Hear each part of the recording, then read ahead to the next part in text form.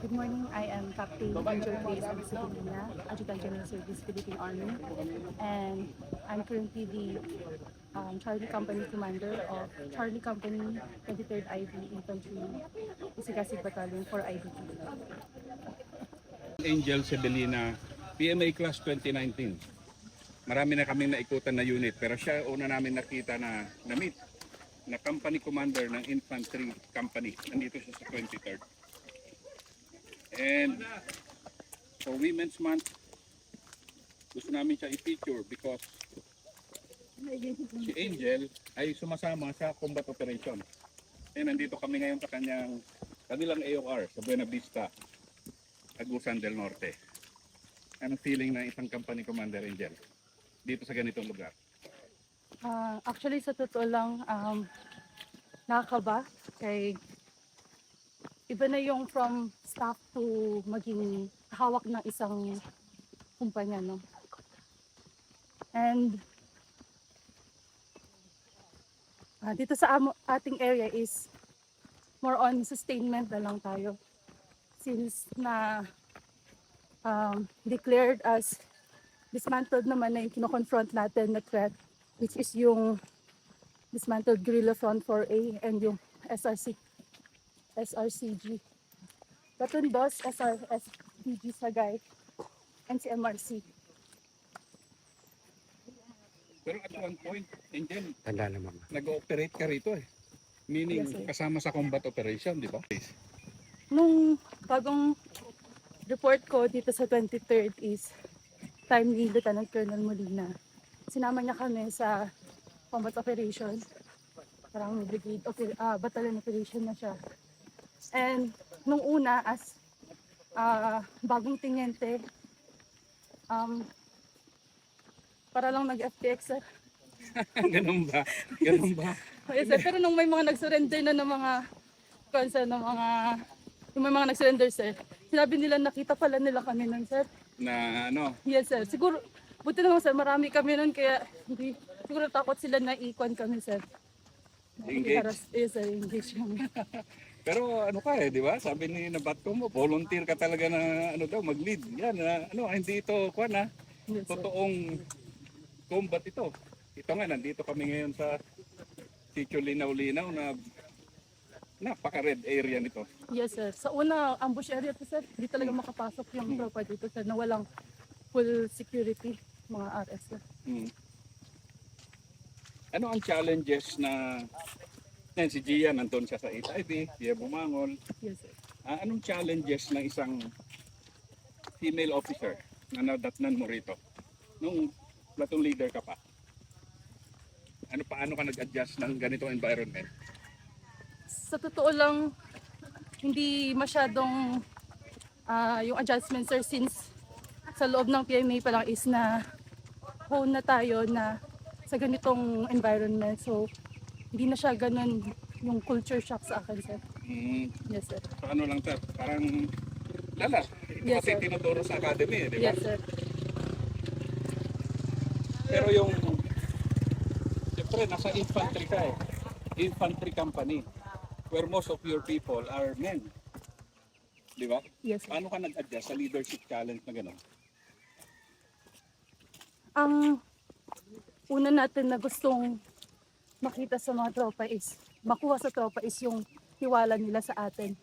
And as their company commander, I assure them na hindi ko sila pababayaan.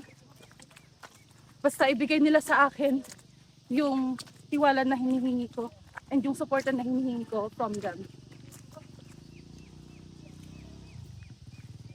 Pero yung sa'yo, na katulad nito ngayon, Angel, na sustainment ito ngayon, sustaining the peace tayo, gaano ka challenging or kadali na lang ito sa'yo ngayon? Company commander ka at this stage. Sa totoo lang, since sa area natin is cleared na cleared na siya from Guerrilla Front. Pero hindi pa rin tayo pakakampante.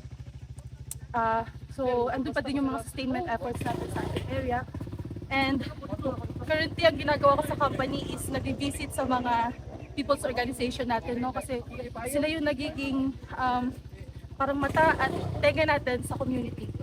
And also, isa sa mga ginagawa natin na sustainment efforts is engagement pa rin sa mga sa local government, unit especially sa area na ako sa Las Nieves, and also sa mga barangay captains and sa local communities. Heart and mind ko is nasa serbisyo para sa bayan and to sustain yung ating gains, no? And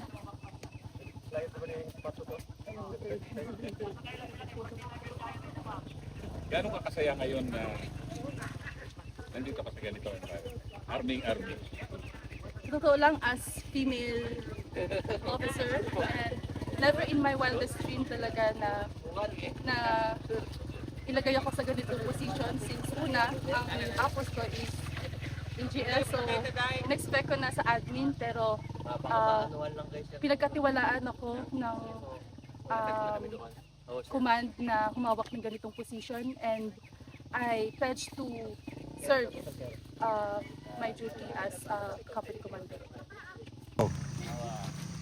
Sa community, no, nakausap natin yung mga barangay officials and yung mga civilians. Nasabi nila na sa una, walang mga female na sundalo na na-assign sa company. So, puro mga lalaki na nakausap nila. And ngayon na may presence na ng female soldier sa pinakasulok-sulukan ng ating community is mas komportable na sila na mag-open up and magsabi ng kanilang concerns. So, sa atin, ito yung pinapaabot natin, no, sa LGUs para ma-address ng mga concerns.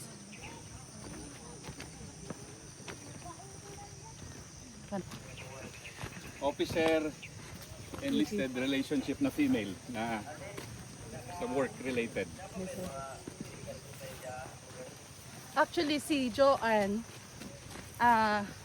nung ma-assign ako as company, sinabi ni CEO na ma-assign ako as company commander, and kailangan talaga na meron tayong body na female din. So,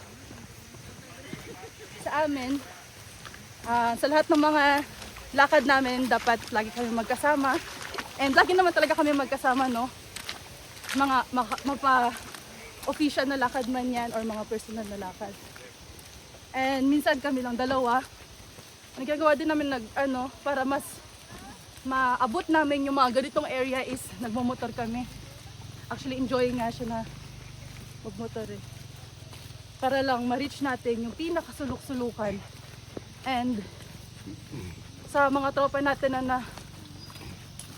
natin na nasa ground pag naka-staging sila, so na hindi mapasok ng mga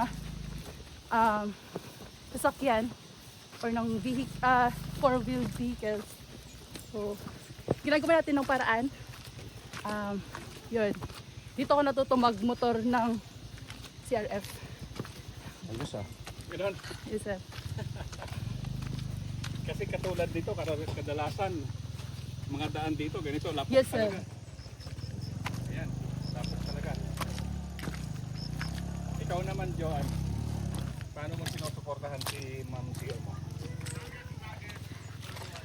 Ako sir as close in security ni close in body sa CEO ko sir sa ni Ma'am Angel sir. Kumbaga ako yung hindi magpakangkaang sir kay siyempre kung sa ano yan sir mabigat yan sir na Opo. Ikaw. bilang isang enlisted personnel na close in ng company commander namin sir is yung ginagawa ko is lagi akong alerto. Kumbaga yung mindset ko dapat ako yung laging ang una, hindi ako pakangkaang para yung CEO ko naman matuwa naman siya sa akin kay hindi ako nagkamali na pinili ko ito na maging body kay hindi ito pabigat. Dapat ako naging body ako ng CO. Dapat hindi ako dagdag sa ano niya, dagdag sa tasking niya. Dapat ako yung kasama niya magpapagaan. Kaya naging banding namin sa CO ko, Ceres. Para kaming kakapatid. Pero may gap, sir. Ako yung nagbibigay ng gap.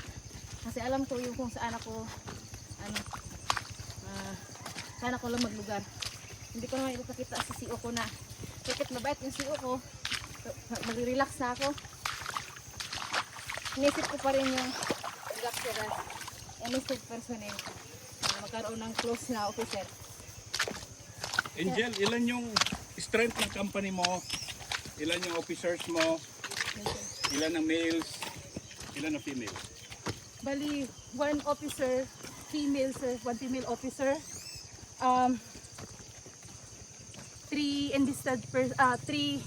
male officer, 1 officer na nag-schooling ngayon sir, bali 4 sila lahat sir. So overall 5 officers and 79 na enlisted personnel. Bali 78 EP male enlisted personnel plus 1 female enlisted personnel. Siyempre yung mga hinahawakan ko sir is mga lalaki sir na mga warriors talaga sir. So tingin ko sir kahit hindi nila sabihin, nakikita ko na tinitignan nila na yung Pero performing well ka eh. yes, yun sir, I do my best sir na supportan sila in all ways sir. Sa career nila sir and even sa professional problem, ay sa mga personal problems nila sir. Oh, which is kailangan naman, di ba? Yes sir, kaya nakaka-affect din yun sa trabaho nila. Proud ka ba na PMA Class 2019 ka? Yes sir. Bakit?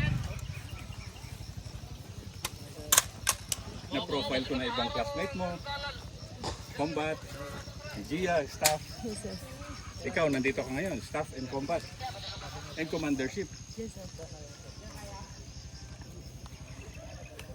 Proud sir kay sa 4 years na nagstay ako sa PIMA sir is nakita ko na malaki yung improvement sa akin.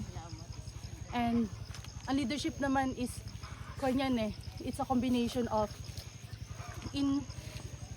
innate qualities and yung honed skills and knowledge. So, yung honed skills and education is nakuha ko sa PMA and masabi ko na I am capable enough na mag-handle ng anumang ibigay sa akin na tasking. Captain Angel Sebilina, Yes sir. CO, Alpha Company Charlie Company. at Charlie Company, 23rd Infantry Battalion, Las Nieves ba? Yes sir. Las Nieves. Proudly female officer. Thanks, Angel. Yes sir. Salamat po sir.